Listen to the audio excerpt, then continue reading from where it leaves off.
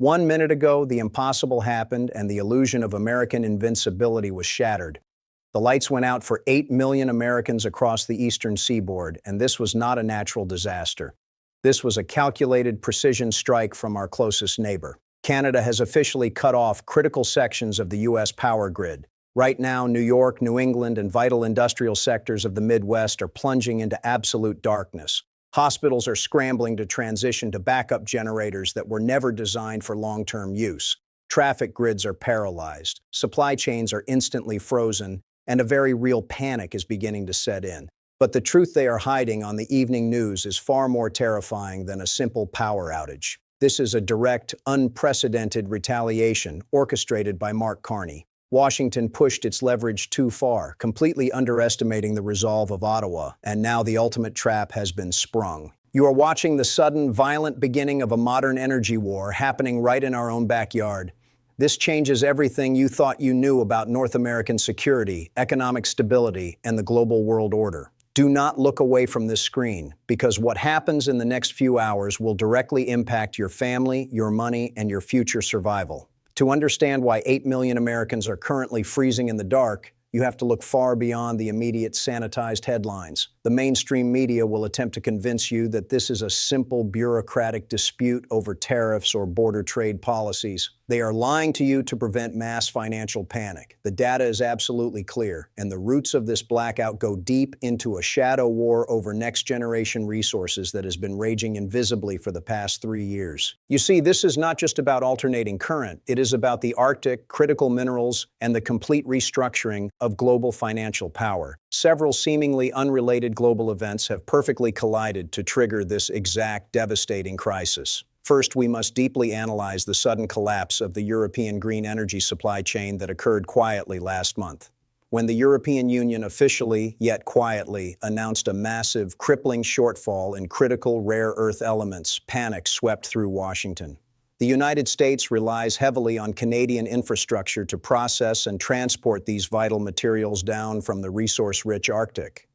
Materials like lithium, cobalt, and rare earth oxides are the lifeblood of the modern military-industrial complex and the artificial intelligence revolution. For months, the United States State Department has been applying immense, crushing pressure on Ottawa to legally seize control of these processing pipelines.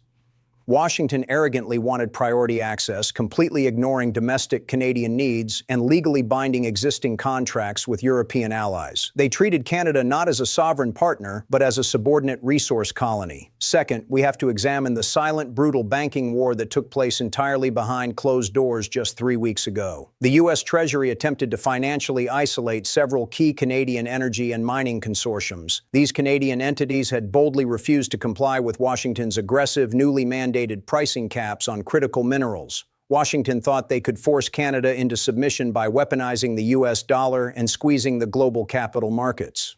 They assumed that blocking access to Wall Street financing would instantly bring the Canadian energy sector to its knees. But they drastically underestimated their opponent and the shifting tides of global finance. Mark Carney is not a traditional, easily intimidated politician. He is a master of the global financial system, having governed central banks on 2 different continents. He saw the American financial squeeze not as a standard negotiation tactic, but as an unforgivable declaration of economic warfare. These 2 major events, the aggressive Arctic mineral grab and the ruthless banking squeeze, forced Ottawa's hand. Canada realized that if they surrendered their energy and resource sovereignty now, they would permanently become a vassal state to American industrial demands. The massive silent rivers of hydropower flowing from Quebec and Ontario into the American Northeast were the ultimate hidden leverage. The United States power grid is notoriously antiquated, heavily interconnected, and incredibly fragile. Canada supplies a massive, irreplaceable percentage of the critical baseload power required to keep the lights on in cities like New York and Boston. Washington military strategists assumed Ottawa would never dare pull the plug because of the assumed mutual economic destruction it would cause. They were catastrophically wrong. By systematically cutting the high-voltage transmission lines, Canada is sending a terrifying, undeniable message to the entire world. The era of uncontested American resource dominance is officially over. This blackout is a direct mathematical consequence of Washington's relentless arrogance on the global stage. The hidden truth is that this was a brilliant defensive maneuver masquerading as a hostile offensive strike. Canada is securing its borders and its economic future, not with standing armies, but with gigawatts of withheld energy. And as the European Union watches this stunning development unfold, they are quietly, rapidly renegotiating their own energy treaties.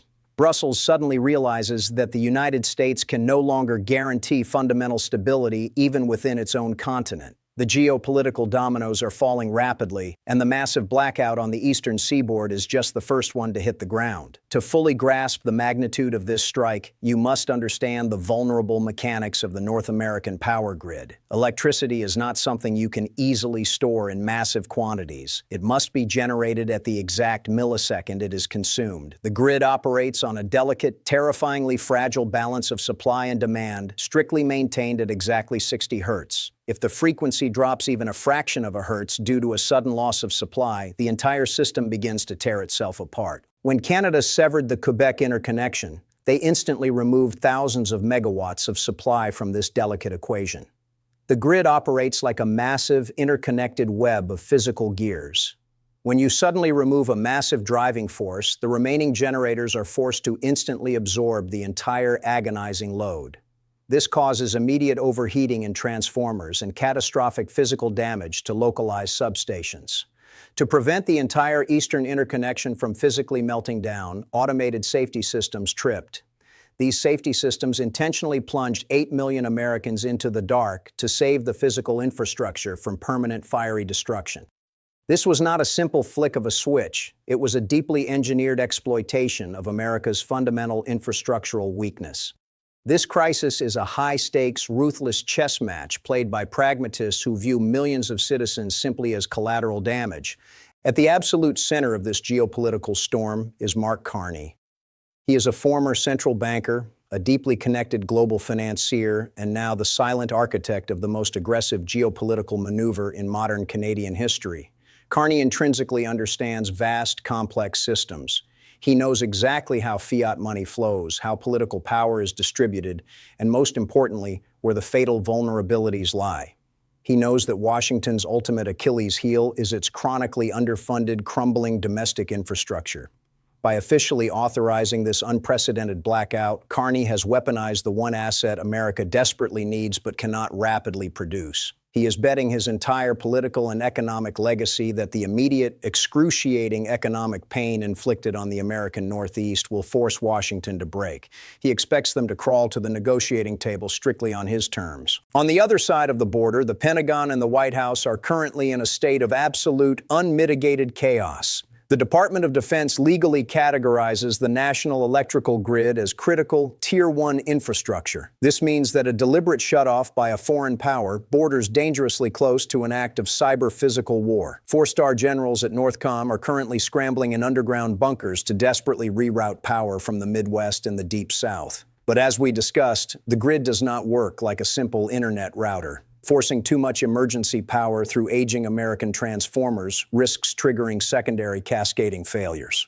These secondary failures could easily plunge another 20 million American citizens into absolute darkness before dawn.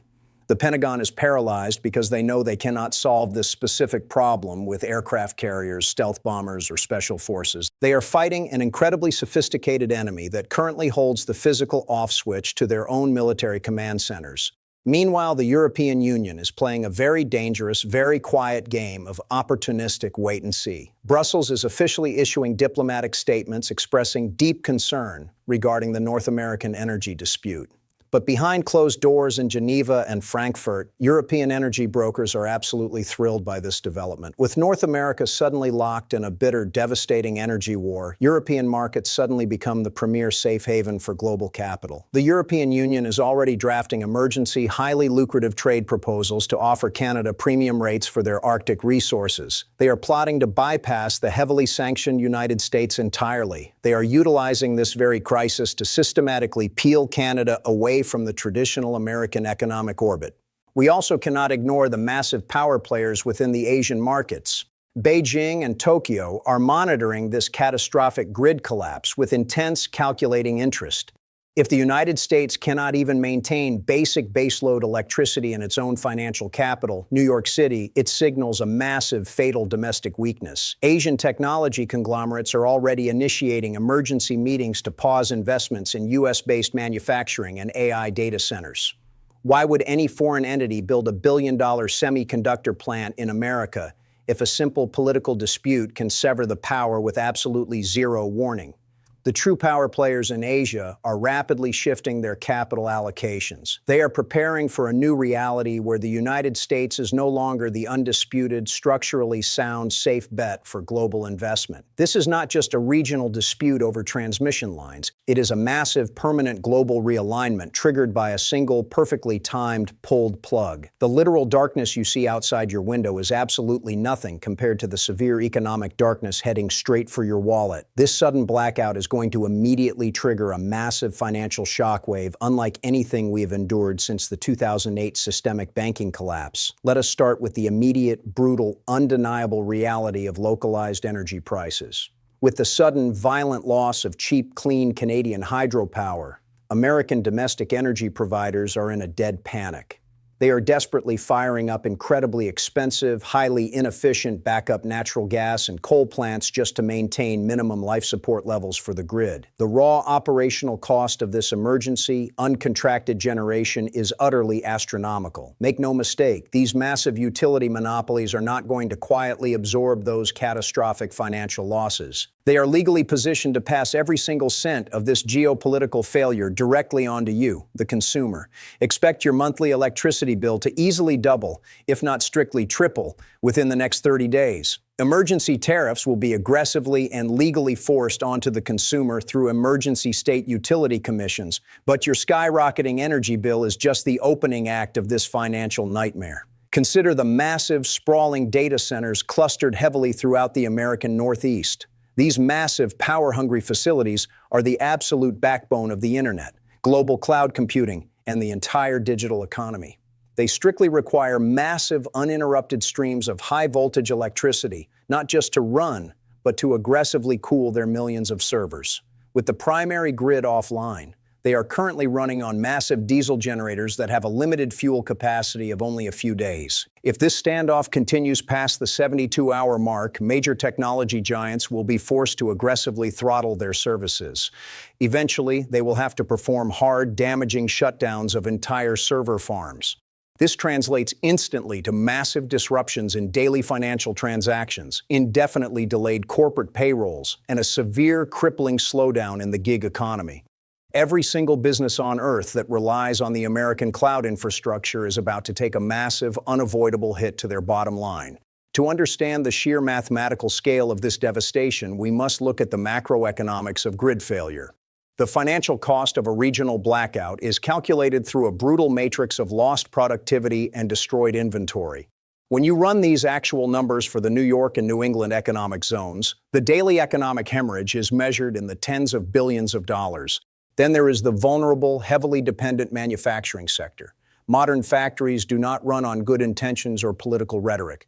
They run on steady, three-phase high-voltage power. Crucial automotive parts suppliers, sensitive pharmaceutical labs, and massive food processing plants across the affected states have ground to a sudden, violent halt. This instantaneous, unplanned shutdown is aggressively ripping massive new holes in an already fractured and fragile global supply chain. When a massive industrial food processing plant suddenly loses power, tens of millions of dollars of perishable goods begin to rot in a matter of hours. This catastrophic loss of inventory will translate directly to terrifyingly empty shelves and skyrocketing prices at your local grocery store by the middle of next week. Inflation, which the federal government desperately claimed was finally under control, is about to roar back with a vicious, uncontrollable vengeance.